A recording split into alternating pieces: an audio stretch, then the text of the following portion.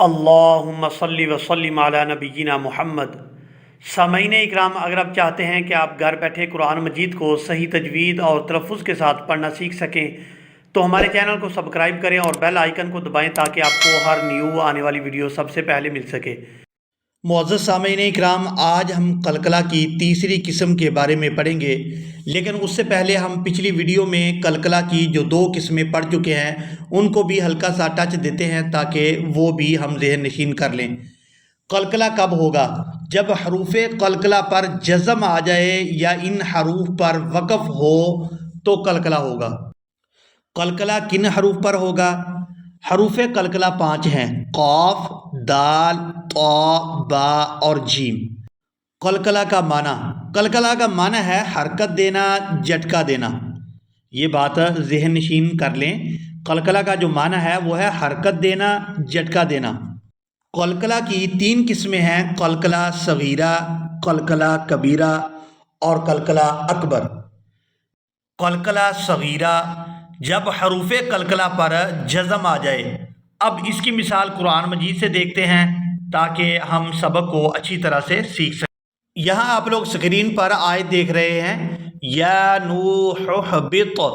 یہاں طا ساکن ہے اور یہ جو طا ہے یہ حروف قلقلہ میں سے ہے۔ حروف قلقلہ 5 ہیں: قاف، دال، طا، با، جیم۔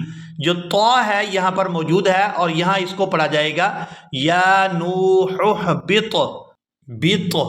یہاں جو آواز کے اندر حرکت پیدا ہو رہی ہے اسی کو قلقلہ کہتے ہیں۔ اہبط بط، اسی کو قلقلہ کہا جاتا ہے۔ قلقلہ کی دوسری قسم قلقلہ کبیرہ، جب حروف قلقلہ پر وقف ہو تو اس صورت میں قلقلہ کبیرہ ہوگا، یعنی بڑا قلقلہ ہوگا اور آواز کے اندر پہلے سے زیادہ حرکت محسوس ہوگی۔ اس کی مثال ہم قرآن مجید سے دیکھتے ہیں۔ یہاں آپ سکرین پر آیت دیکھ رہے ہیں، کَطَيِّ السِّجِلِّ لِلْكُتُبِ۔ یہاں با جو ہے یہ حروف قلقلہ میں سے ہے اور یہاں پر ہم وقف کریں گے تو اس صورت میں یہ جو با ہے یہ ساکن ہو جائے گی اور اس کو پڑھیں گے لِلْكُتُبِ کتب۔ یہ جو با کو ادا کرتے ہوئے حرکت محسوس ہو رہی ہے اسی کو قلقلہ کہا جاتا ہے، لِلْكُتُبِ۔ قلقلہ کی تیسری اور آخری قسم قلقلہ اکبر، حروف قلقلہ پر تشدید ہو اور وقف بھی ہو، یعنی حروف قلقلہ جو ہے 5 ہیں اور ان 5 میں سے کوئی بھی حرف ہو اور وہ مشدد ہو، تشدید والا ہو اور وہاں وقف بھی ہو رہا ہو تو اس صورت میں وہاں قلقلہ اکبر ہوگا۔ اب اس کی مثال ہم قرآن مجید سے دیکھتے ہیں تاکہ ہم اس بات کو بھی اچھی طرح سے سمجھ سکیں۔ یہاں آپ سکرین پر آیت دیکھ رہے ہیں، تبت یدا ابی لہب وتب وتب۔ یہاں با مشدد ہے، اس پر شد ہے اور یہاں وقف بھی ہو رہا ہے تو یہاں قلقلہ اکبر ہوگا، یعنی بڑا قلقلہ ہوگا اور اس کو پڑھیں گے وتب وتب۔